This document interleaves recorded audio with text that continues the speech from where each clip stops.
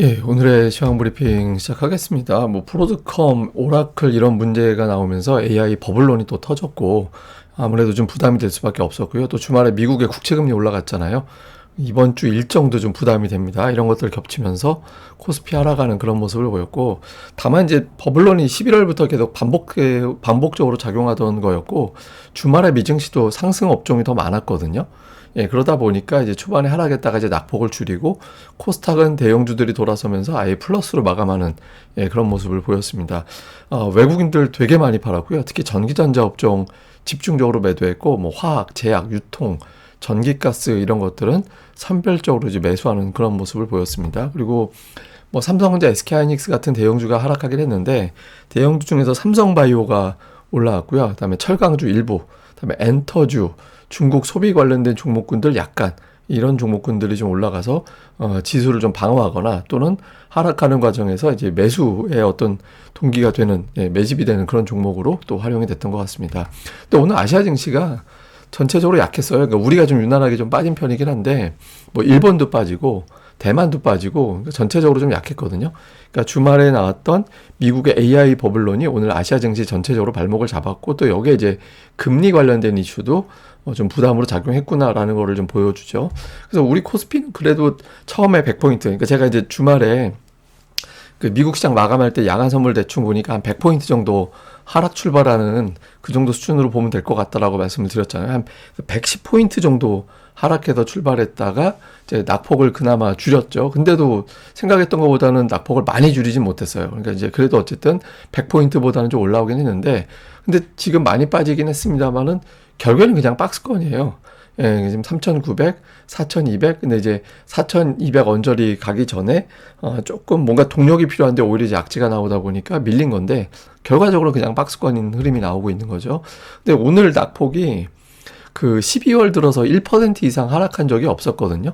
근데 오늘 1.8% 빠졌으니까 12월 들어서 가장 큰 폭으로 하락하는 그런 모습을 좀 보이게 됐죠. 근데 보통 이렇게 급락이 나오면 센 장에서는 곧바로 받아치는 그런 흐름이 이틀 안에 나와야 되거든요. 그러니까 수요일 이내에 어떤 큰 반전이 나와줘야 최근에 올라오던 추세가 그대로 유지됐다 이렇게 볼 수 있어서 이틀 이내에 어떤 큰 폭의 반등이 나오는지, 그러니까 이 부분도 상당히 중요한 관전 포인트가 될 수 있습니다. 근데 자칫 잘못하면 5일 중에서 4일 빠진 게 더 주목되게 되거든요. 그러니까 추세가 달라졌나?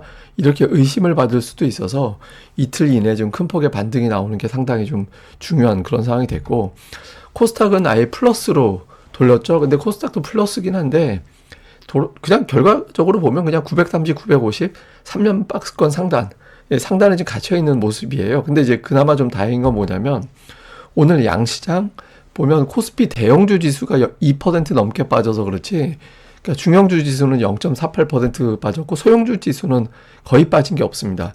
거의 제자리나 다름없죠. 그리고 코스닥 같은 경우는 대형주 지수 제자리, 중형주 지수 소폭 플러스, 소형주 지수도 0.18%밖에 안 빠졌거든요. 그러니까 오늘은 그냥 코스피 대형주 말고는 나머지는 그냥 이게 뭔 일이지 하고 이제 지켜보는 정도.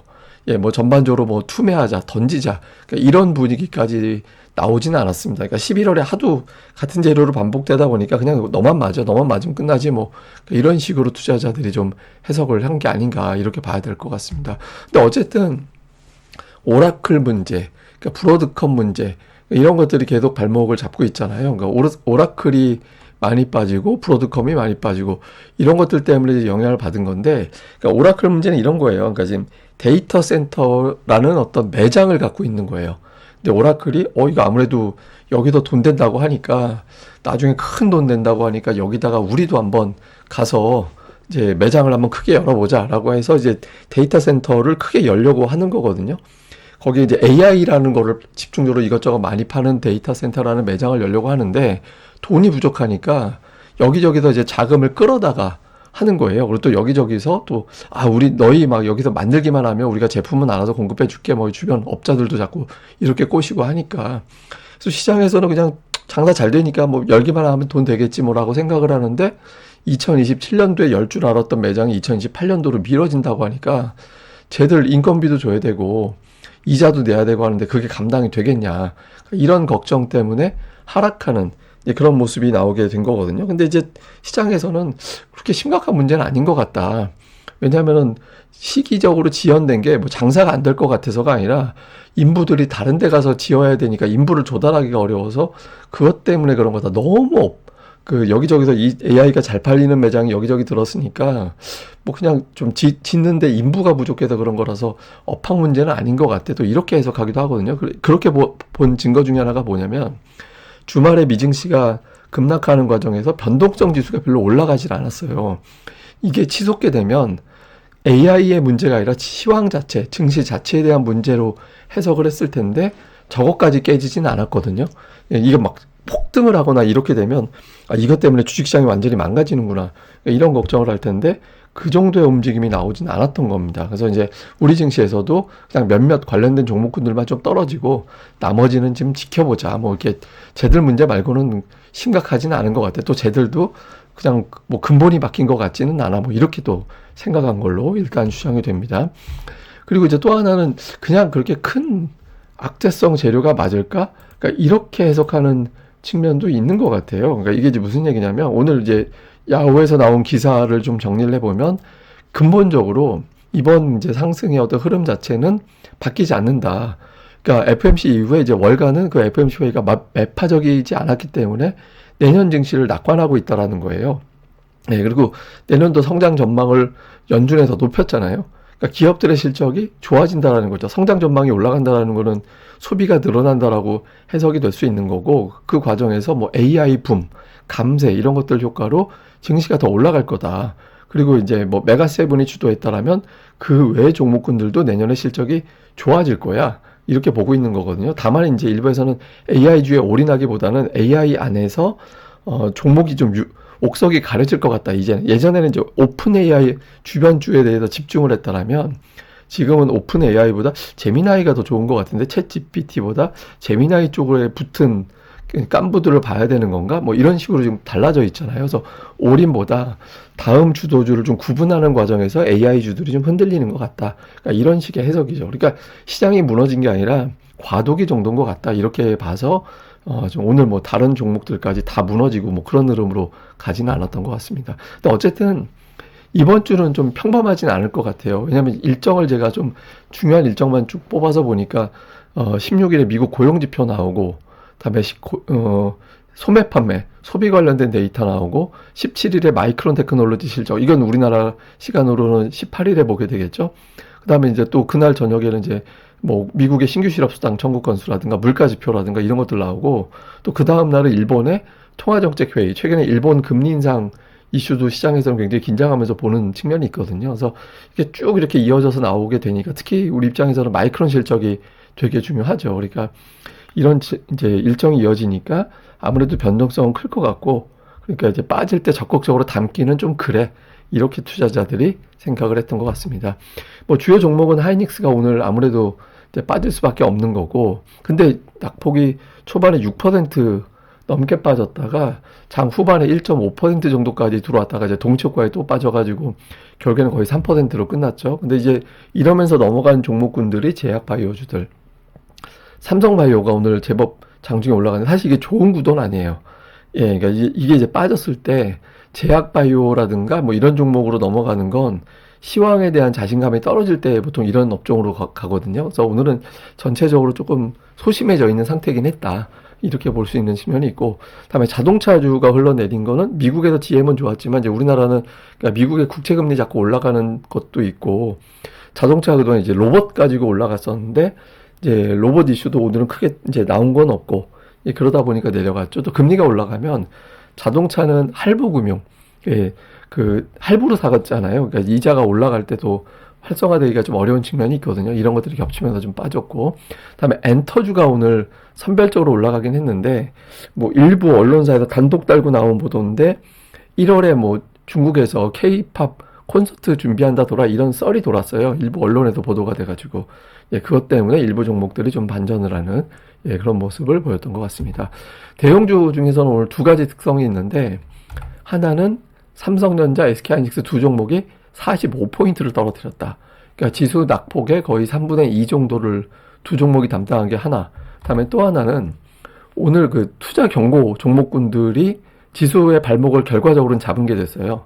하이닉스, 투산 에너빌리티, 한화에어로, SK스퀘어 그러니까 이런 종목들이 다 오늘 낙폭이 제법 컸거든요. 근데 이제 한편으로 보면 투자 경고 대상이 됐을 때 이제 문제되는 거는 최고가를 2주 안에 이제 경신을 해버리면은 거래 정지가 될 수도 있거든요. 근데 오늘 아예 그냥 빠져버려서 뭐 최고가 넘어가기에는 또 쉽지 않아지긴 했거든요. 그래서 투자 경고 이후에 이제 주가가 빠진 게 오히려 이제 이후에 주가 흐름으로는 좀 도움이 될 가능성도 있긴 합니다. 근데 어쨌든 오늘 장만 놓고 보면은 좀 부담이 되고 반면에 이제 코스닥은 상승한 종목이 되게 많았죠. 그러니까 이게 제가 주말에 미증시 돌아갈 때도 설명드리긴 했는데 투자자들이 아예 악재가 나올 때 떠나버리느냐 대안을 찾아서 자금을 이동하느냐 이거 되게 중요하거든요. 그래서 이동하는 모습이 보이긴 해서 뭐 시장에서 투자자들이 적어도 오늘 같은 경우는 한 번은 더 보자 이렇게 생각을 좀 한 측면도 있는 것 같습니다. 자, 수급은 외국인들이 오늘 되게 많이 팔았습니다. 1조 원 넘게 팔아서 12월 들어서 가장 많은 매도를 했고요. 근데 이틀 연속 매도는 없었거든요. 내일장에서 어떻게 되는지 되게 중요할 것 같고, 그다음에 선물을 오늘 외국인들이 막판에 많이 팔았다가 줄였거든요. 그러니까 막판에 보통 선물 저렇게 줄이는 건 어떤 경우냐면 오늘 하락하긴 했는데 좀 심했어. 그러니까 너무한 것 같아요. 내일 아침에 초반은 그래도 좀 선전할 것 같아. 이렇게 기대하고 막판에 들어온 거예요. 그래서 오늘 좀 낙폭이 너무했다 이렇게 보는 투자자들이 막판에 좀 있었던 걸로 보여지고요. 그러니까 종목은 오늘 뭐 1조 1천억 원 매도 중에서 7천억 원이 삼성전자였습니다. 예, 2위 종목하고 순매도 2위 종목하고 10배 가까이 차이가 났거든요. 그리고 이제 또 하이닉스는 샀어요. 예, 그렇게 하고 그 외에는 뭐 이렇게 업종별 특징이 있었다 이렇게 보기는 좀 애매한 걸로 보여지고요. 기관 투자자들 같은 경우는 오늘 역시 삼성전자, SK하이닉스 두 종목 3천억. 그 투자 경고 대상 종목군들은 다 매도 쪽에 들어가 있었죠. 그다음에 삼성바이오 매수하고 그다음에 뭐 모비스 매수하고 그 하이브 매수하고 근데 이렇게 업종별로 특별하게 이제 특징이 있었다 이렇게 보기는 어려웠고요. 외국인들은 오늘 로봇주를 물론 이제 매수한 로봇도 있긴 했는데 로봇주가 이제 매도 쪽에 많이 넘어가 있는 그런 모습을 보였고 그다음에 제약 바이오 중에서 일부 정도 담은 그런 모습을 보였고 그다음에 이제 반도체에 관련된 종목군들 중에서 일부 이렇게 담았고요. 그다음에 기관 투자자들은 이제 2차 전지 에코프로비엠 오늘은 이제 에코프로비엠은 플러스가 났잖아요. 그래서 이 종목 담고 그다음에 엔터주 일부 담고 그 다음에는 이제 업종별 특징보다 업종 내에서 그냥 선별적으로 골라 담는 그래서 골라 담기를 하는 그런 모습을 보인 게 특징이었습니다. 자, 전체적으로 요약을 해보면 오늘 당장 미증시에서는 오라클과 브로드컴의 주가가 중요합니다. 이게 오늘 지난주 급락한 이후에 오늘 기술적 반등이 안 나오게 되면 AI 버블론이 며칠 더 이어질 수도 있거든요. 이게 중요하고 그다음에 또 하나는 이제 마이크론 테크놀로지 실적 발표 앞두고 저가 매수가 이제 가동이 되느냐, 그러니까 이 부분 되게 중요하고요.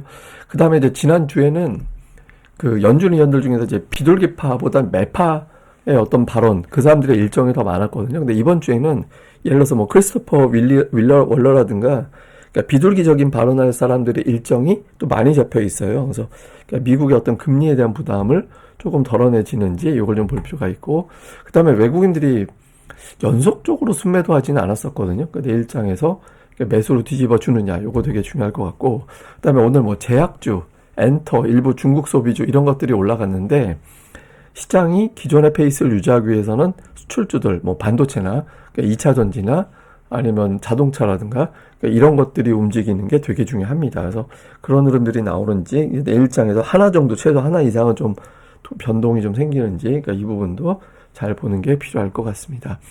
예, 근데 이거는 뭐냐면, 제가 보기에는 양치기 소년 같은 느낌도 들어요. 그러니까 막 늑대가 나타났다 이렇게 하듯이 뭐 IT 버블이다 뭐 이렇게 소리치면 사람들이 막 이게 돈 놓치고 막 뛰어가고 막 이런 게 자꾸 반복이 되는 것 같더라고요. 그래서 제가 이제 그 제미나이로 그 이미지를 한번 그려봤거든요. 그래서 이런 이미지가 나오는데 제가 뭐 계속 말씀드리지만 시황적인 측면보다는 뭐 나중에 제가 기회가 되면 한번 설명드리겠습니다만 지금은 연말 연초에 종목 장세가 더 중요한 것 같아서 어떤 종목이 매수가 된 지수가 올라갈지 내려갈지는 뭐 그때그때 달라요. 근데 지금은 종목 장세가 워낙 활발하게 만들어지고 있는 과정으로 보여지니까 종목의 수급이라든가 이런 것들에 더 집중하는 게 좋지 않을까. 이번 주는 일정상 어쩔 수 없이 변동성이 클 것 같아요. 예, 근데 이 따박따박 매수가 되어가는 종목군들이 있거든요. 그래서 그런 것들을 좀 잘 살펴보는 게 필요할 것 같습니다. 예, 그럼 또 하루 또 잘 보내시고요. 저는 또 다음에 뵙겠습니다. 이 방송 구독하기 하고 좋아요, 특히 이제 구독하기는 보시는 분들이 이왕이면 보신 김에 꼭 좀 눌러주시기를 부탁드리겠습니다. 예, 감사합니다.